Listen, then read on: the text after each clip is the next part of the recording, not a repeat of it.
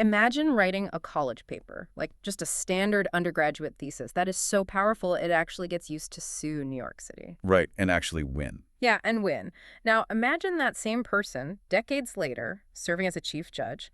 He's navigating the heaviest, most grueling civil rights cases of his entire era. It is a massive legacy. It really is. I mean, we're talking about a life defined by just blistering, unyielding momentum. But how does a mind that operates at that kind of velocity actually turn off? That is the big question, isn't it? It is, because today we are taking a deep dive into the life of Manuel del Valle y Colón. He was a titan of the legal system who, right at the absolute zenith of his career, published a book of poetry arguing that doing absolutely nothing might be the ultimate act of rebellion. It's honestly one of the most fascinating structural pivots you can find in any historical narrative. You have this individual who mastered the absolute highest, most rigorous levels of institutional power. Right. Ivy League, federal courts, state bureaucracy. Exactly. All of that. And yet, he ultimately concludes that all of that infrastructure is completely meaningless if it doesn't afford us the space to just be, to just rest. Okay, let's unpack this, because I want you, the person listening right now, to just imagine for a second carrying the weight of massive systemic change on your shoulders. You are literally reshaping the educational and civil rights of an entire demographic. Which is incredibly heavy lifting. It's exhausting. And to understand how radical his surrender to rest truly was, we really have to look at the massive engine he had to build before he could ever afford to take a quote-unquote lazy day. Yeah, you don't just jump straight to the lazy day. No, you definitely don't. So our deep dive today is centered on excerpts from his 2026 collection, Omnibus Poetry, LXV-Lazy Days. But we're also pulling from a massive archive of biographical records, academic achievements, and these really touching personal tributes. And that context starts in a very specific crucible. We're talking about mid-century New York City. Manuel was born in October 1948 to Puerto Rican parents. His father was from Hatillo. Right. Yep. Father from Hatillo, mother from Mocha. And he grew up first in East Harlem and then moved into the West Harlem housing projects. Specifically the Carver houses, I think. Right. The Carver houses on East 102nd Street and later the Douglas projects. Let's paint a picture of that environment for a second, because the 1950s and 60s in Harlem, this is an era of massive urban renewal. You've got shifting demographics and often just profound systemic neglect for marginalized communities. Oh, absolutely. The public schools in these neighborhoods were literally bursting at the seams. Yeah, and they were largely ignoring the linguistic needs of an exploding Puerto Rican population. And out of this intense environment, Manuel manages to test into Brooklyn Technical High School in 1962.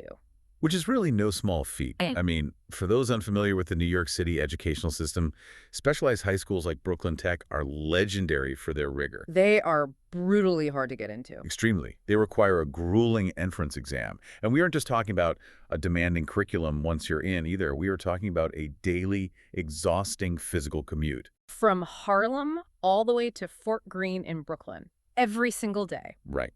And he majors in their college preparatory program and graduates in 1966. So I was looking at his high school records, specifically the extracurriculars, and I actually had to stop and reread the list. It's a long list. It's insane, because I'm looking at this, and he's in the Aspira Club, El Nuevo Mundo.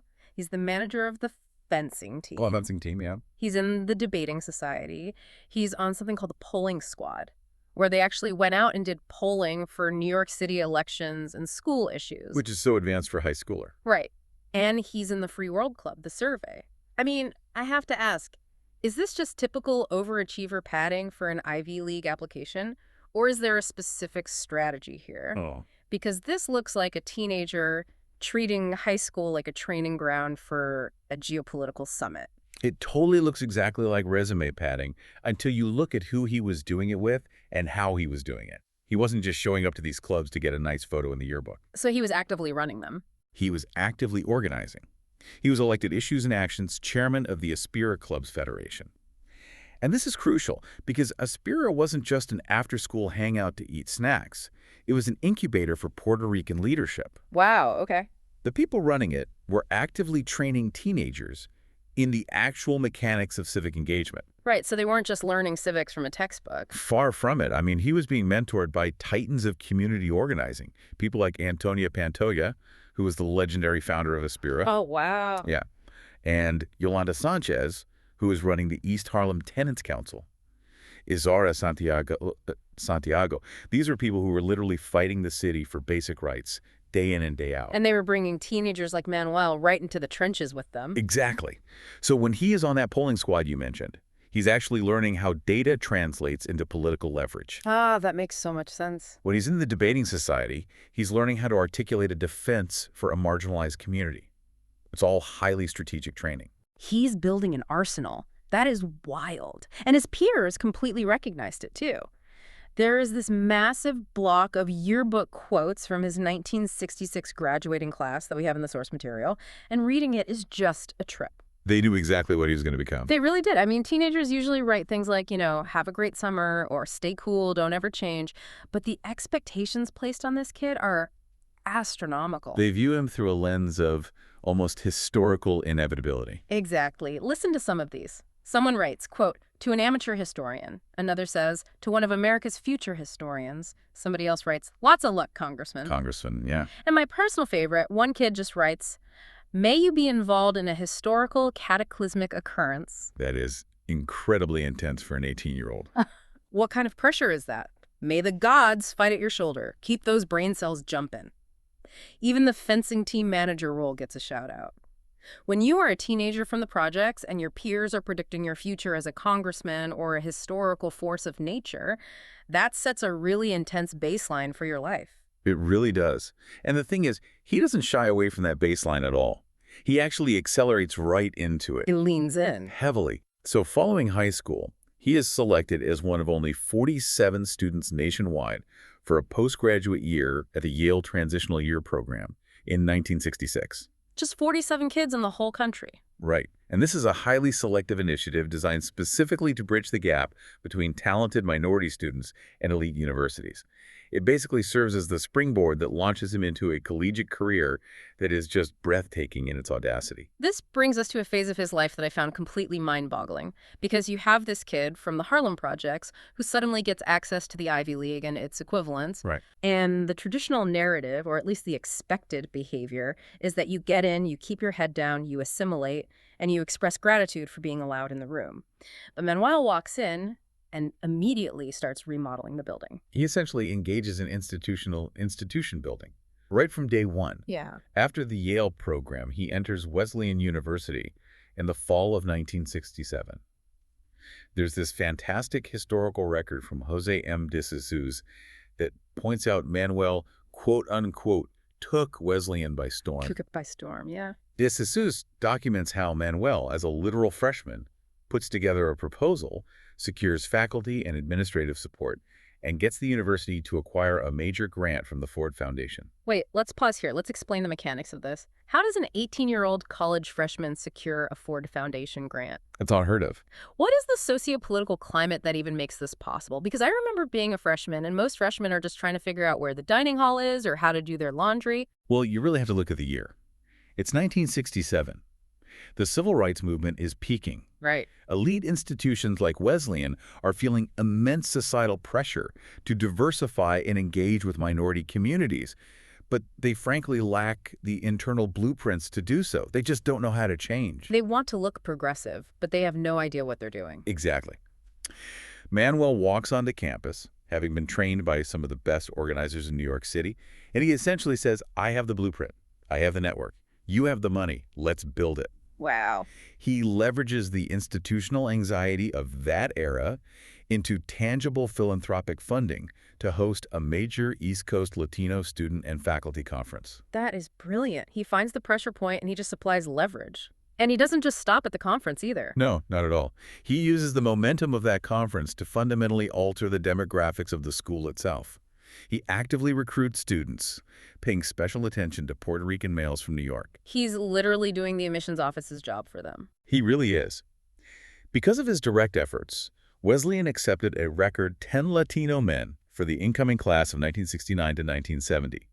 And he spent his summer working with Wesleyan administrators to start the Eugenio Maria de Hostos Wesleyan Club, which was the first Latino student organization on that campus. So his time at Wesleyan wasn't just about opening a door for marginalized students. It was about wedging a cinder block into the doorframe so it could never close again. That's a great way to put it. But then, right after building this entire community, he transfers to Princeton in the summer of 1969, Why leave the empire you just built?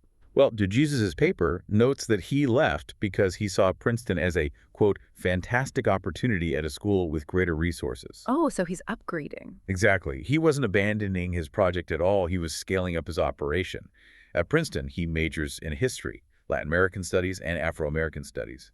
And he replicates his Wesleyan strategy on a much larger stage. He does it again. He does. He founds the campus Latino organization there. Yeah. He actively recruits Latinos and Latinas. He gets the university to approve one of the first Ivy League seminars on the history and politics of Puerto Rico. He's actively rewriting the Ivy League curriculum from the inside. Exactly. And this leads us to what might be the most consequential academic project of his entire life. Here's where it gets really interesting. It's his senior year at Princeton. He writes a senior thesis titled A History of the Puerto Rican Student and Public Education, 1945 to 1969. Now, I wrote a senior thesis. You wrote a senior thesis. I did, yeah. Usually these things get bound, graded, and shoved into a library basement to collect dust forever. Very true. But Manuel is simultaneously working as an intern for Senator Jacob Javits, and somehow his college homework gets weaponized. It's an incredible chain of events. A chapter of his undergraduate thesis is incorporated into a memorandum drafted for Senator Javits. It was titled Instruction for Non-English Speaking Puerto Rican Pupils in New York City Public School System. Keep in mind, this is an era where non-English speaking students were subjected to a sink-or-swim submersion method in public schools. Right. They were just thrown into English-speaking classrooms and expected to figure it out. No support at all. None.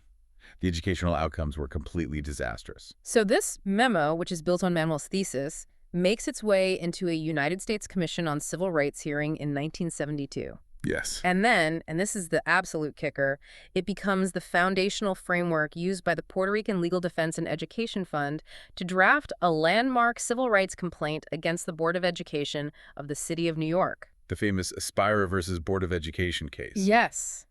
His senior thesis literally forms the historical and legal spine of a federal civil rights lawsuit that changed the entire educational landscape for bilingual students. The real-world impact of his undergraduate research is just staggering. What's fascinating here is the complete symbiosis between his academic pursuits and his activism. He wasn't just studying history to pass a test or get a degree. Right. He was weaponizing his education for systemic change. He realizes that you can only change a system from the outside as an organizer for so long. To permanently alter the landscape, you need legal authority. You need the tools of the state. Which perfectly explains his next move. Because from 1971 to 1974, he attends Yale Law School on a John Hay Whitney Fellowship. And Yale Law is this incredibly small, highly concentrated environment of future power brokers. Oh, it is the absolute apex of the American legal establishment. Purely as historical context to illustrate the era and the caliber of that environment, his graduating class included figures who would go on to shape national jurisprudence, people like Clarence Thomas and Lana Guinier. Wow. He is operating at the absolute highest frequency of legal education. But true to his nature, he doesn't just assimilate into the Yale law culture. Let me guess. He builds another organization. Of course he does. While studying torts and constitutional law, he teaches undergraduate courses on Puerto Rican history and the Puerto Rican experience. And he founds the undergraduate Puerto Rican organization at Yale, Despierta Boricua. He just cannot stop building. Wherever he went, he was an engine of community creation. So you have a guy who essentially treats his entire undergraduate and graduate education as a dry run for systemic reform. He's built the blueprints, he understands the leverage points, but as you said earlier, blueprints don't change laws. Right. To do that, you need a very specific set of tools. How does he actually translate all of this academic momentum into a formal legal career? Yeah, he hits the ground running the moment he graduates. He joins the Puerto Rican Legal Defense and Education Fund as a trial attorney. And the beautiful symmetry of this is that he begins working on the very case his senior thesis helped frame. Aspira versus Board of Education. Exact. Talk about a full circle moment. It truly is. And he helped secure a groundbreaking consent decree in that case. Okay, let's explain that term for listeners who don't spend their days reading federal court dockets. A consent decree isn't just a suggestion from a judge, right? Yeah. No, not at all. A consent decree is a binding legal settlement overseen by a court. It essentially locks the defending party, in this case the Board of Education, into a legally enforceable obligation to change their practices. And they have to do it without going through a full, protracted trial. So it's a guaranteed win for the plaintiffs, basically. Exactly.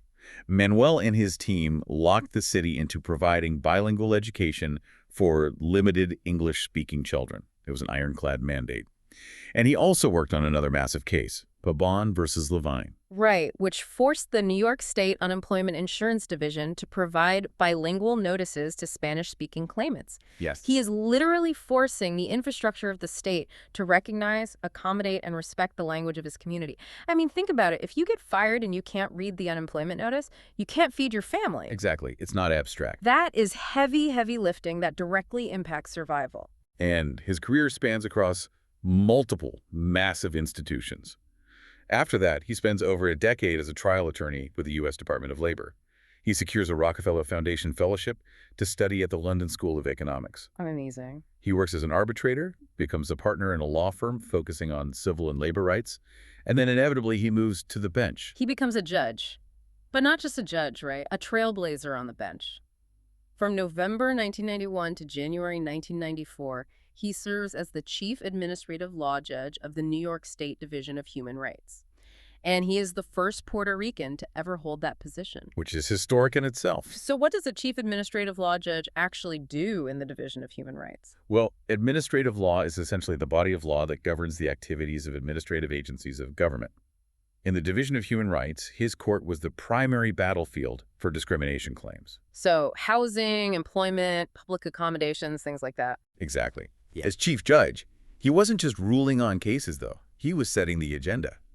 And the records explicitly note that during his tenure, he made the adjudication of racial harassment, sexual harassment, and AIDS cases his absolute highest priority. That detail about the AIDS cases really stopped me in my tracks when I read the source material, because we have to remember the context of 1991 to 1994. It was a very dark time. The stigma surrounding HIV and AIDS was horrific. People were being fired from their jobs. They were being evicted from their apartments, completely ostracized by society. It was an era of immense fear and, honestly, cruelty.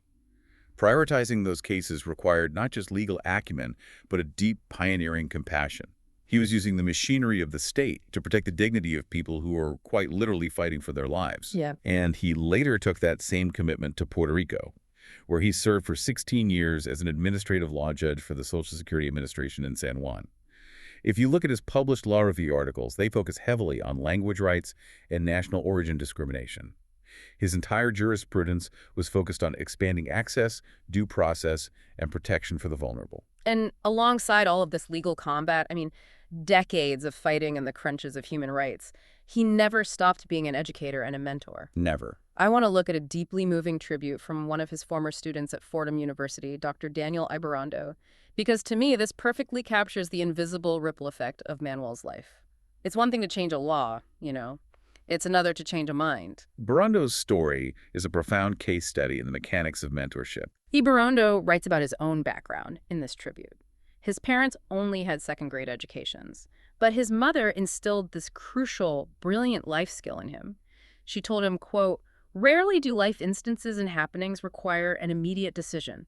Take your time and analyze things from multiple angles, then make a decision." That's incredible advice. It really is. And then he goes to Catholic school in Harlem, where a teacher tells him to question everything. So he starts realizing that his neighborhood in New York and Puerto Rico itself are what he calls colonized jurisdictions. He's starting to see the systemic issues. Right. He even goes to high school in Puerto Rico seeking his identity, but finds the curriculum only teaches U.S. history. So you have a young man who is fiercely intelligent, full of questions, and hungry for historical context.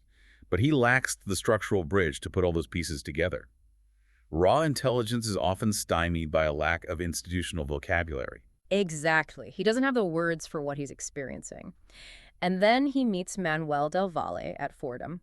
Ibarrondo writes that Manuel, armed with his Ivy League degrees and his London School of Economics pedigree, quote, became the bridge between my questions and my life's work. That is so powerful. Manuel taught him how to conceptualize and articulate his knowledge about law and history. He didn't just give him answers right. He taught him how to find the origins of answers and how to develop further, deeper questions. Ibarrondo credits Manuel, alongside his parents and early teachers, as the essential forces that shaped his entire intellectual journey. What Manuel teaches us here is that true mentorship isn't just about sharing a cup of coffee and giving some career advice. No. It's about providing the structural framework for someone to contextualize their own lived experience. And it's worth noting that this mentorship extended upward to some of the highest echelons of American law, too. Right, you're referring to his connection with Sonia Sotomayor. Yes. While Manuel was teaching at Princeton, he was introduced to a young Sonia Sotomayor. Decades later, he actually attended her investiture as an Associate Justice of the Supreme Court, having been invited by Justice Clarence Thomas. Which is an incredible room to be in. It is. And there is a photograph in the sources of an inscription Justice Sotomayor wrote to Manuel in her memoir, My Beloved World. I actually have the inscription right here. Let me read it. It reads, quote, Manuel, you are my first role model – someone with a passion for fighting for change. Thank you for all you've done for so many and for what you continue to do.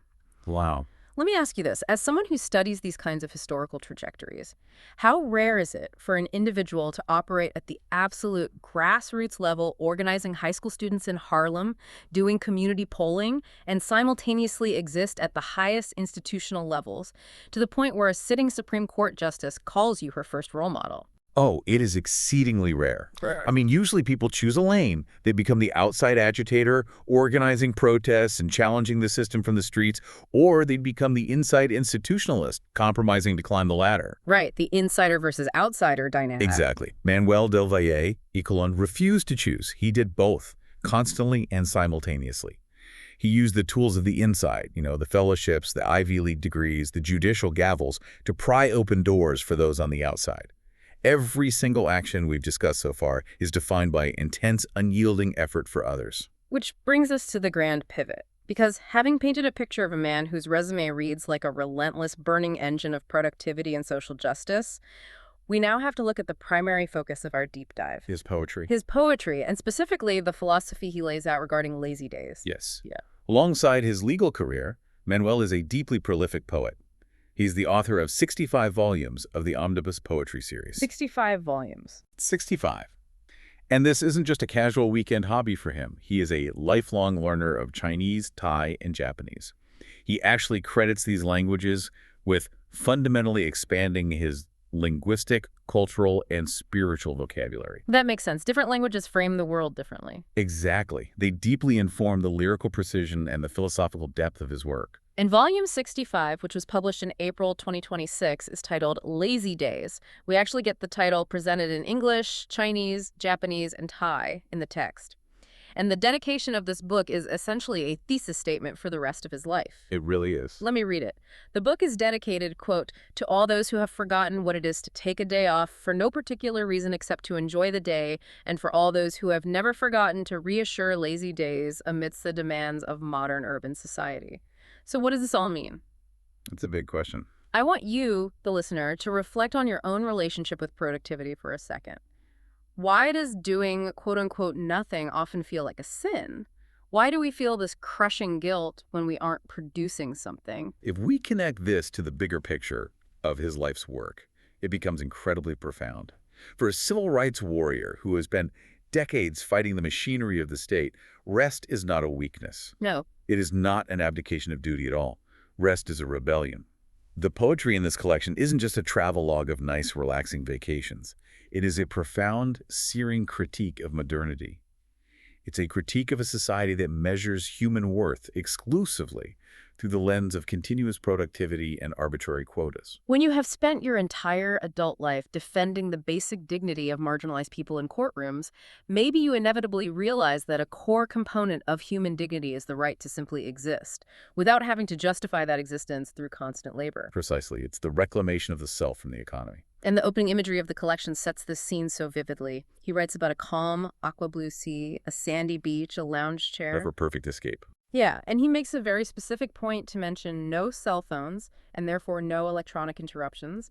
He talks about drinking coconut water from a coconut cut fresh with a machete, eating shaved ice of all colors, and then he delivers this incredible line. He says, "The brain turns off and the heart turns on." It's a deliberate sensory overload to counter the intellectual overload of his legal career. Think about the life we just described. Yeah. Memos, briefs, consent decrees. Discrimination cases, constant battles.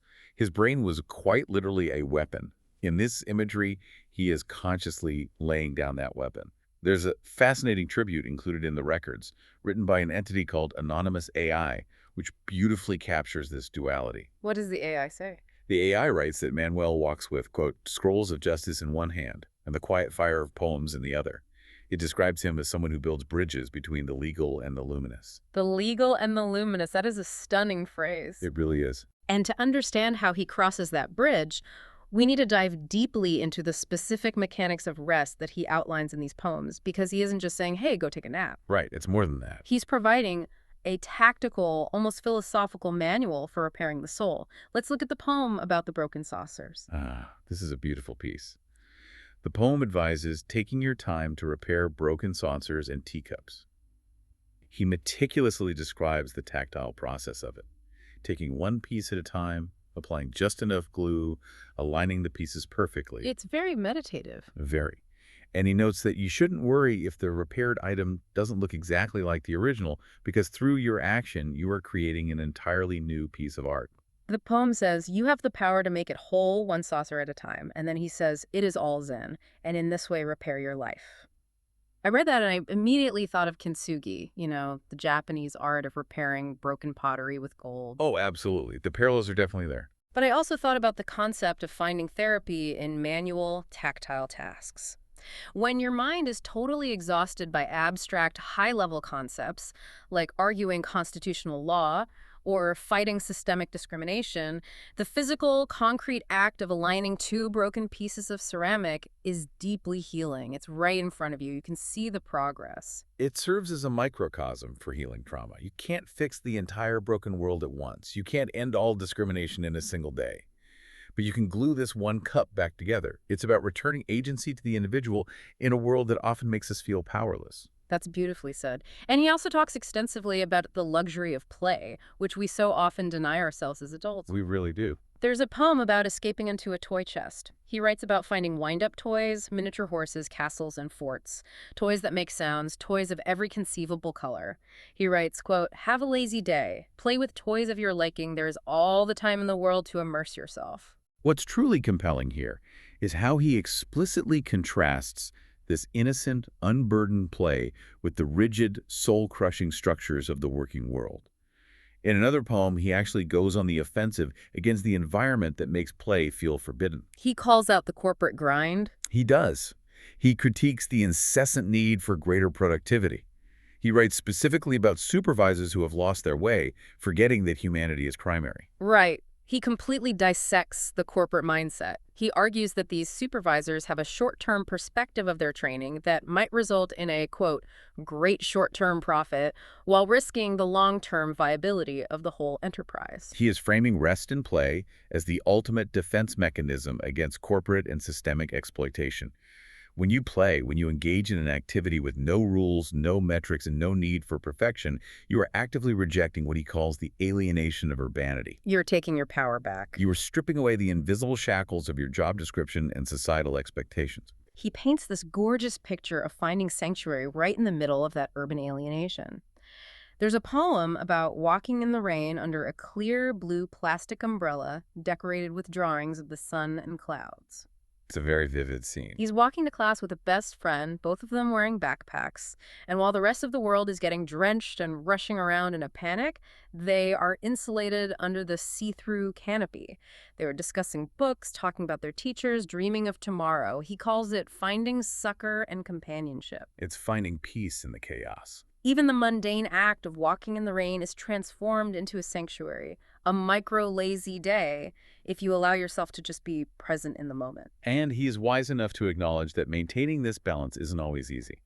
He includes a highly philosophical poem about diet that serves as a powerful metaphor for life itself.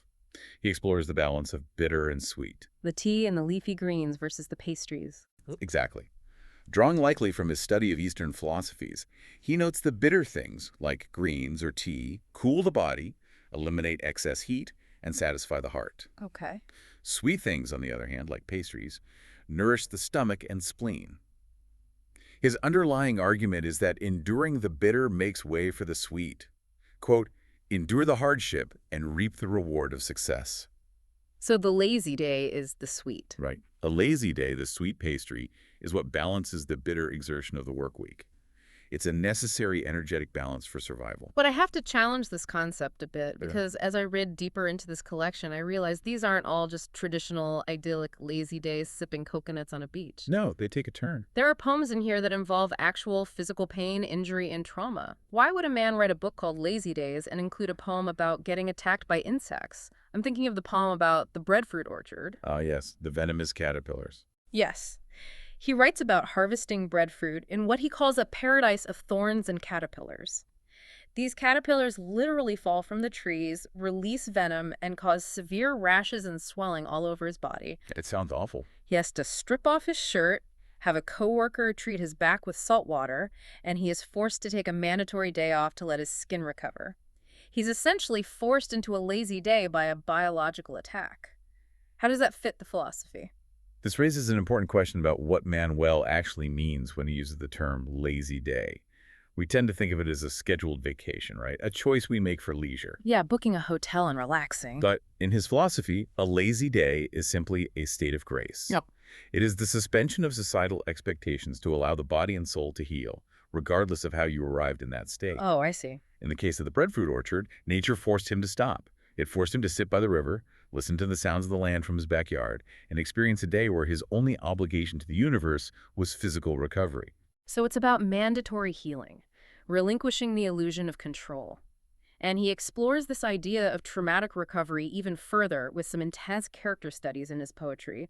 There's the profoundly moving poem about the newly blind man, the blind runner. It's a remarkable piece. Hmm. He describes a man who has lost his sight, whose tomorrow threatens to be exactly like yesterday, just hugging the walls of his apartment in total fear. But the man refuses to stay locked away in that darkness. He returns to his old university, he runs and races with a sighted escort, and he commits to writing a poem a day. And Manuel makes this incredible observation. He writes that this blind man possesses, quote, more insight than those who can see and who fail to appreciate all that a sighted life has to offer. And we see a parallel theme in the poem about the balcony painter. He describes a man who is paralyzed, presumably from some severe accident, who spends his days barefoot, meticulously mopping his apartment balcony. Mopping it until it's completely spotless. Right, and then he paints pictures of sea turtles migrating and swimming in the ocean. He describes them as elegant, ageless, and multiple shades of green and brown. And the poem explicitly notes that this daily routine, this incredibly focused, lazy day of painting, is what carries his spirit through until he eventually lets go of his crutches and recovers the ability to walk. In both of these character studies, Manuel is completely stripping away the modern illusion that rest is merely a luxury for the privileged, or just a reward for the tired. Exactly. Rest, stillness, and creative play are biological and spiritual mandates for survival and resilience. The blind man and the paralyzed man are experiencing profound, life-altering trauma. But by embracing the stillness, by painting sea turtles or writing a poem a day, they are reclaiming their right to exist. They're finding joy in the fragments, just like gluing together the pieces of the broken saucers. It all connects back to the mechanism of repair. It's about taking the broken pieces of a life or a body or a society and meticulously putting them back together. And to do that, you need time. Which brings us to perhaps the most mind-bending concept in the entire collection: the relativity of time during a state of true rest. Ah, the slowing of time. It's a surreal, almost cosmic piece of writing that frankly borders on psychedelic. It really does. He describes a mental state where time just completely dilates. It stops functioning normally, seconds become hours, minutes stretch into days, decades become centuries. He writes that in this state, it takes days to utter a single sound and weeks to understand them. Speed makes absolutely no sense. And he uses this incredible phrase. He says, nothing was linear, everything was spherical. What he's describing is a state of deep, almost transcendent meditative detachment. When you truly unplug, you aren't just resting your muscles, you are fundamentally altering your neurobiological perception of reality. The alienation of urbanity that he critiques relies entirely on linear time. Deadlines, quotas, train schedules, the endless forward march of production. When you step completely outside of that system, time ceases to be a straight line pushing you forward.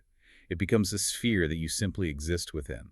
He says that sounds become bubbles connecting with other bubbles. The colors of the world literally slow down and regress into pre-blue, pre-yellow, and pre-red. He's talking about reverting to the absolute raw state of existence. He describes a world in a state of composition, quote, until the gods awakened and creating the world from a first sneeze. He is arguing that if you rest deeply enough, if you strip away enough of the modern noise, you can subjectively witness the genesis of the universe. Because in that state of profound stillness, there are no finite measurements. There are no billable hours. There are no court dockets to manage. As he concludes the poem, everything is measured only in love and eternity. Think about the contrast here. For a man who spent his entire life measuring time in legislative sessions, legal briefs, and the agonizingly slow generational progress of civil rights, finding a space where time is measured only in love and eternity is the ultimate final liberation. It is the ultimate freedom. And I think that is the core narrative, the central thesis we can take away from this incredible life. I agree. Manuel del Valle Colón shows us that you can be a relentless titan. You can change the world. You can build institutions from the ground up, fight for justice in the highest courts, and carry the weight of your community on your shoulders. But your legacy is incomplete, your life is fundamentally incomplete, if you don't also fiercely protect your right to play. Yes. Your right to heal, your right to glue a broken teacup back together, or just sit on a beach with a fresh coconut and let your brain turn off. It is a vital reminder that we are human beings, not human doings. The work of justice, the work of progress is absolutely essential. But the preservation of the self, the joyous, playful, restful self, is the soil from which all of that progress grows. Absolutely. So, to you listening right now, you don't need to earn your rest through total exhaustion. You don't have to win a landmark Supreme Court case or build a grassroots movement to deserve a day off. Rest is a fundamental, non-negotiable right. We build the infrastructure of our lives, our careers, our systems, so that we might have the space to actually live in them. Exactly. And I want to leave you with one final thought, circling back to that incredible imagery of time slowing down. The source text describes how, in a state of true rest, time slows down to the point where you can witness the very creation of the world, where all choices are just gradations and colors revert to their rawest hues. If a single day of unburdened, unprogrammed rest can stretch seconds into centuries and connect you to the origins of the universe, what beautiful realities are you completely missing right now simply because you are moving too fast to perceive them?